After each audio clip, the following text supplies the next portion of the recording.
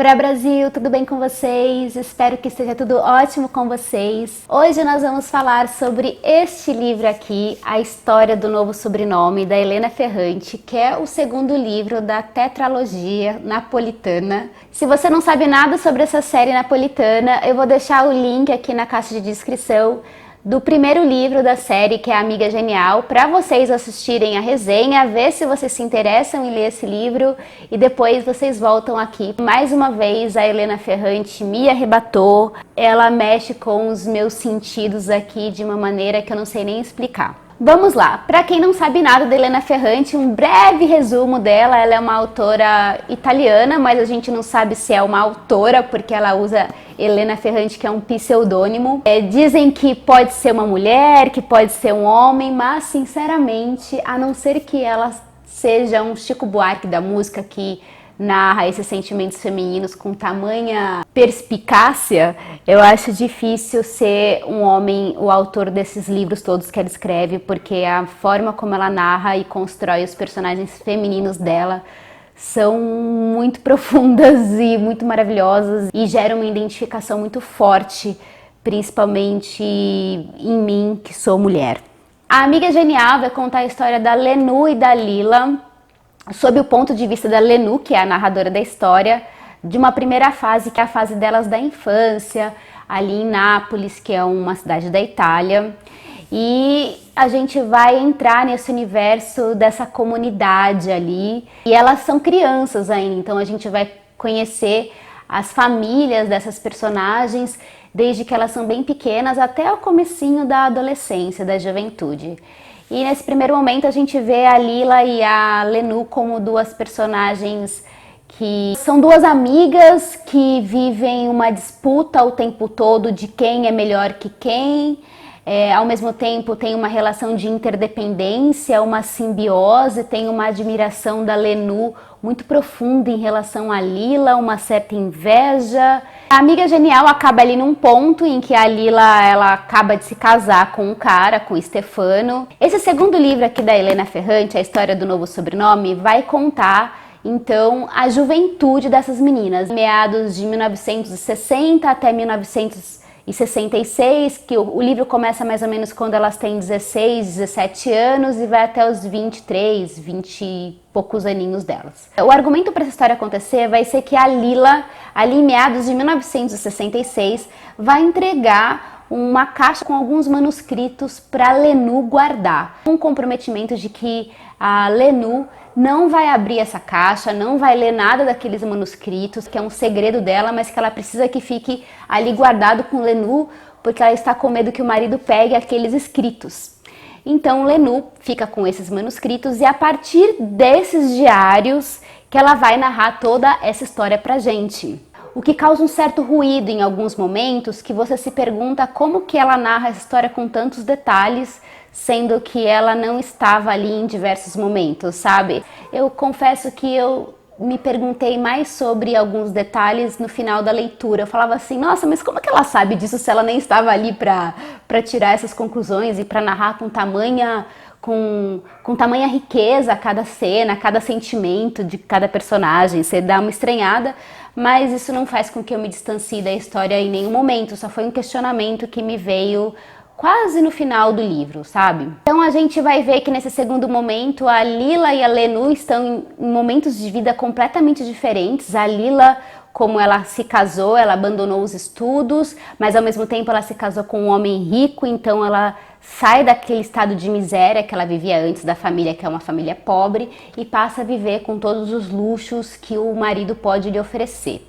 E a Lenú, ela continua estudando e pouco a pouco, durante essa história, ela vai conquistando algumas coisas e ela vai criando uma independência que é através desses estudos, é através de pequenas conquistas, através de pessoas que ela vai conhecendo. Logo nas primeiras páginas do livro, a gente vai ver uma descrição de como era a construção social naquela época em Nápoles, na Itália, em 1960. Como as mulheres eram coagidas, como elas eram praticamente escravas dos maridos, e ela vai narrar as mulheres como acabadas, como deterioradas, como cansadas, por conta de relacionamentos que eram praticamente de convenção, né? Em que a mulher ela era totalmente submissa ao homem. A Lila, quando ela se casa com o Stefano, ela tem uma relação absolutamente abusiva, ela sofre de violência doméstica. E isso é uma coisa absolutamente naturalizada naquela época. As pessoas sabiam que ela passava por aquilo, ela tentava disfarçar, mas ao mesmo tempo as pessoas não faziam nada, porque era uma coisa absolutamente naturalizada. Então a gente vai ao longo dessa história acompanhar a trajetória dessas mulheres que no primeiro livro são totalmente interligadas, porque elas vivem no mesmo local e agora a vida delas vai de alguma maneira tomando rumos completamente diferentes. Lila, ela se casa para também conseguir uma independência, né, para sair daquele mundo, para tentar novas perspectivas, só que ela acaba indo por esse lado do casamento, e a Lenu, ela quer também uma independência, sair daquele local que ela vive, viver outras experiências, outras narrativas, mas ela vai conseguindo isso através das leituras, dos estudos dela. O que era altamente revolucionário naquele período em que as mulheres eram totalmente desvalorizadas.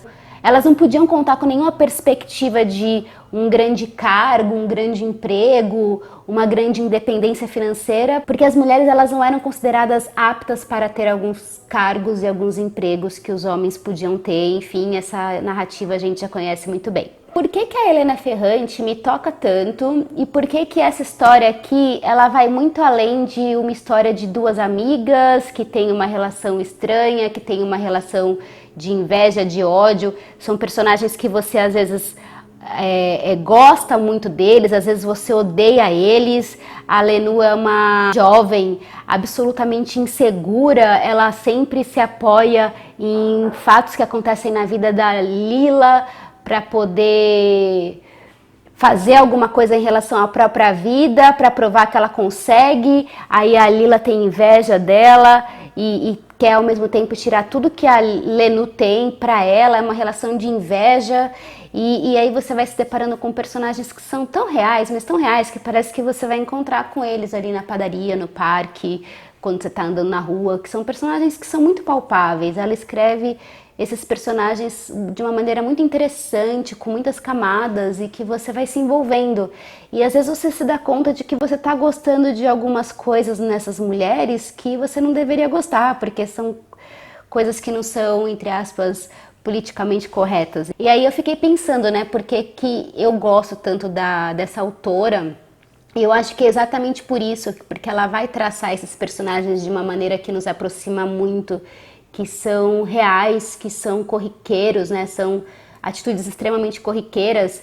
E para além disso, ao longo da história, ela vai fazer digressões interessantíssimas em relação à sociedade daquele período, mas que até agora estão muito presentes, que a gente vai discutir a questão do patriarcado, a questão da violência doméstica, a questão da mulher no mercado de trabalho em contraponto com os homens, a questão do opressor versus o oprimido, a questão da meritocracia, que você só vai conseguir uma coisa se você se esforçar muito para conseguir aquela coisa. Ela vai discutir essas questões que estavam muito presentes lá e ainda estão muito presentes hoje no nosso dia a dia. Então, a história das amigas é uma história gostosa de ler, de acompanhar, mas o pano de fundo em relação a essas histórias também faz com que essa narrativa não se transforme numa história apenas comercial, um livrinho para você ler ali entre uma atividade ou outra. Então, eu acho que isso que faz com que a história seja muito, muito, muito interessante. Esse livro aqui eu achei muito mais gostoso de ler do que o primeiro. Se eu não me engano, o primeiro eu tive um pouco de dificuldade de ler, de engatar. Os capítulos são curtos e ao mesmo tempo sempre termina o capítulo num ponto que você precisa continuar lendo para saber o que aconteceu. Então você fica numa ansiedade para saber o que vai acontecer, o que vai acontecer, o que vai acontecer. E isso é muito interessante para quando você está lendo um livro, né? Esse suspense do que vai acontecer, alguns momentos que você tem umas reviravoltas aqui e que a história acaba tomando um rumo completamente diferente. Isso é muito gostoso quando você está lendo um livro também, né? Para o divertimento. Quando eu li A Amiga Genial, me veio uma música, né? Que é aquela música Agora Eu Era Herói e o meu cavalo só falava inglês. Aí eu fiquei pensando se esse livro aqui tinha uma música também. E não me veio nenhuma música. E também eu só pensei nessa questão da música muito tempo depois, então não tem música dessa vez para esse livro, fazer o quê? Essa série virou um hype, né, há um tempo atrás, e todo mundo tava lendo, todo mundo devorou Helena Ferrante, mas enfim, eu só consegui ler esse aqui agora. Então me contem aí se vocês já leram esse livro, o que vocês acharam, me contem se eu despertei de alguma maneira a vontade de vocês em ler essa obra. E vamos conversando nos comentários, me sigam lá nas redes sociais, curtam esse vídeo se vocês tiverem gostado, compartilhem com os amigos e se inscrevam no canal se vocês não forem inscritos ainda. Um beijo pra vocês, até a próxima. Tchau!